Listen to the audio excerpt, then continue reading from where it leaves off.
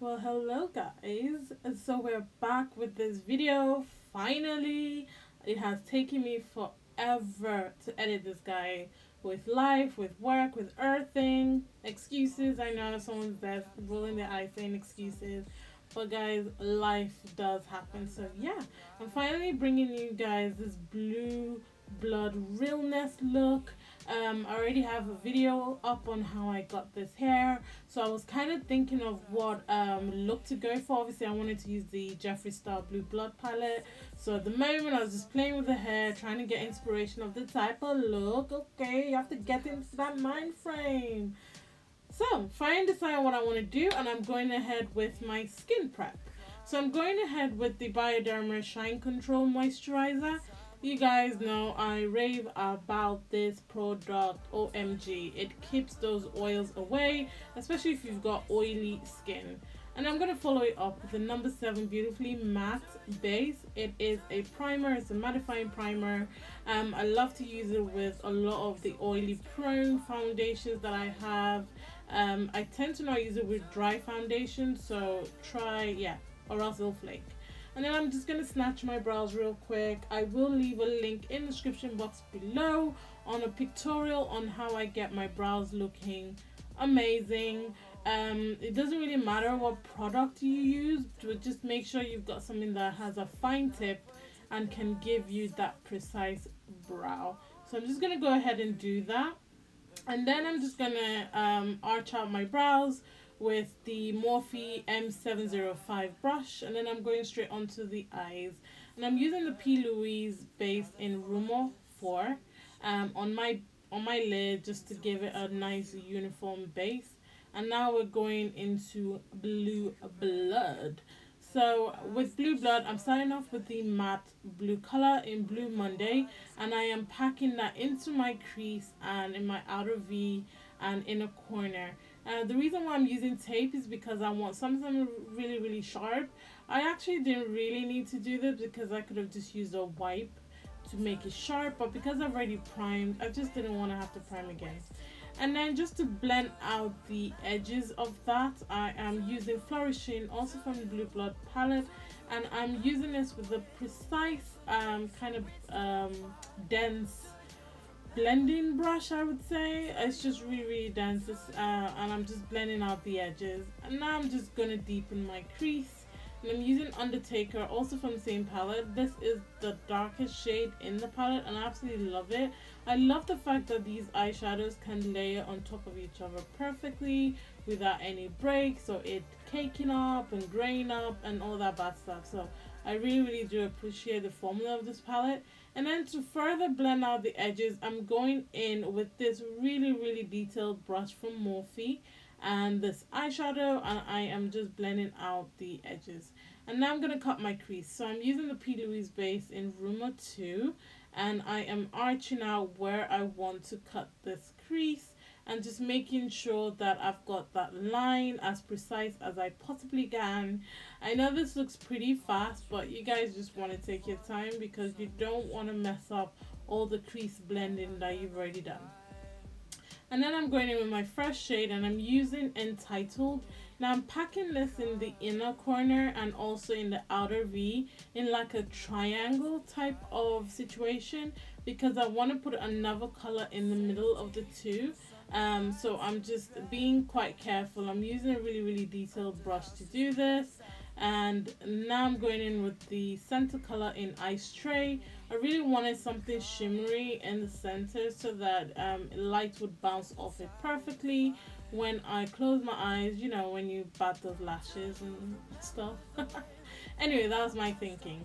And so I saw this little trick from Tiffany J. I don't know if you guys follow her on YouTube. She's an amazing YouTuber, amazing makeup artist, and her tutorials are bomb. So what she does is she uses a face cleaner, anything, just to clean some makeup off on a Q-tip, and then goes ahead with her base and then pack some eyeshadow. It's really good for getting defined lines, especially when you've already worked with your eyeshadows. Rather than putting the P. Louise base on the eyeshadow and then causing it to kind of change color, you get it quite precise on your skin. So I'm going in with Ocean Ice to create this kind of winged eye effect. As you guys can see, it is looking good. And now moving on to my face.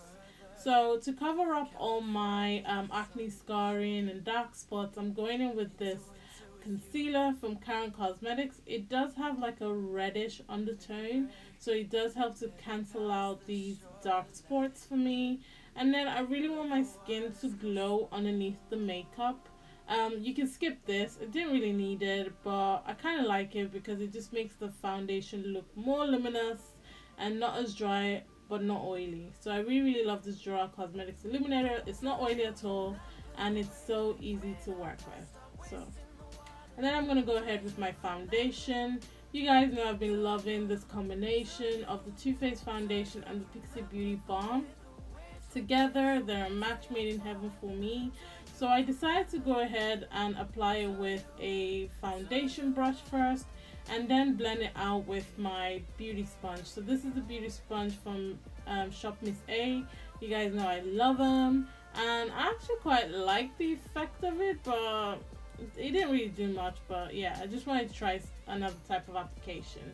And so for my concealer, no new business here. You guys know that I use the Makeup Revolution concealer.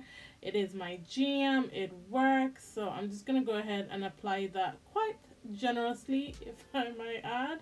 And because with blue eyeshadow, it kind of really accentuates all my dark circles and stuff. So I try to conceal as much as physically possible without looking like a train wreck. So I'm going to go ahead and blend that out. And then I'm going to go ahead and set it with the Charlotte Tilbury Magic Powder in dark. No news there. You guys know that I use that setting powder. I absolutely love the finish that it gives, but it's just not as bright as I normally like it to be underneath my eye. So I go ahead and I use the NYX Can't Stop Won't Stop loose powder in banana just to give it a bit more highlight effect, if you like. And I normally leave that to bake a little bit just so that it gives that brightening effect. And now I'm going back underneath my eyes. I'm using the I'm using the Blue Monday eyeshadow first, and then I'm using Flourishing, and I'm just kind of just working with the shadows that I used in the crease, and just a few of them, and just blending out and making sure that it's fully blended and blown out. And this is where I highlight with the NYX Can't Stop loose powder, and I'm just going to leave it to sit for a couple of minutes just to give me that brightening effect.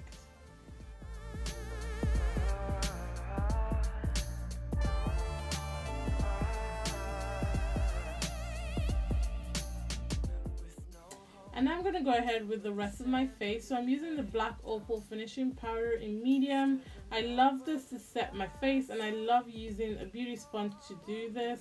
It really does fill in my pores. I do have large pores, guys. So anything that isn't going to punch a hole in my skin, you know, not literally like punch a hole, but cause the powder or foundation to shift, I love to use. So a blending sponge really does do that. And to warm up my pasty looking skin, I'm going to go ahead and use the Morphe brushes bronzer in Phenom. I think Phenom? I don't know. I left it on the screen. Just to bronze up my face a little bit. I do love this bronzer. It is my go-to jam, and it's so easy to use.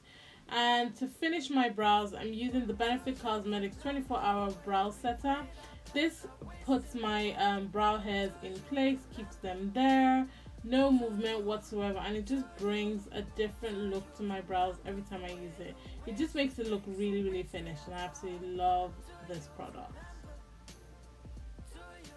And so for my inner waterline, so for my waterline, I'm going to use the Urban Decay 24/7 Glide On Eye Pencil in Vivid. This was from one of their collections, but any sugar blue eye pencil will work. And I'm just going to add this facial spray to my skin just to make sure that the powders blend together before I go ahead with my highlighter. Now, never fear. I don't know why I'm so heavy-handed with this highlighter from JeffreeStar.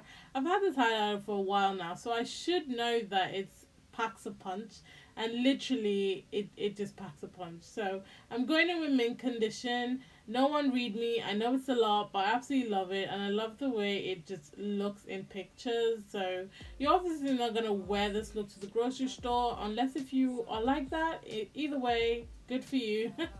But yeah, I know the highlighter is quite much, so use as much as you'd like. And to set it all in place, I'm going to use the PIXI Beauty Makeup Finishing Spray, and then I'm going to pop on my lashes. These are from Kiss Lashes in Splendor. I love the way they flare out and they taper in the inner corner and then flare out. Absolutely love it. And to blend it all together, I'm using the Ardell mascara, and it's a nice black mascara, but yeah, it's just alright. And then for my lips, I'm going ahead with the JeffreeStar liquid lipstick in Titanic. That came in the Blue Blooded liquid lipstick set that he released with the Blue Blood palette. And I absolutely love the color of that lipstick. I just wanted to give it its moment. And this is the finished look, guys. What do you think? Do you absolutely love? I will leave a link to this hair in the description box below, as well as some other links to tutorials and pictorials and blog posts and stuff that is relevant to this video. But yeah, if you liked it, please give it a thumbs up. Make sure you subscribe.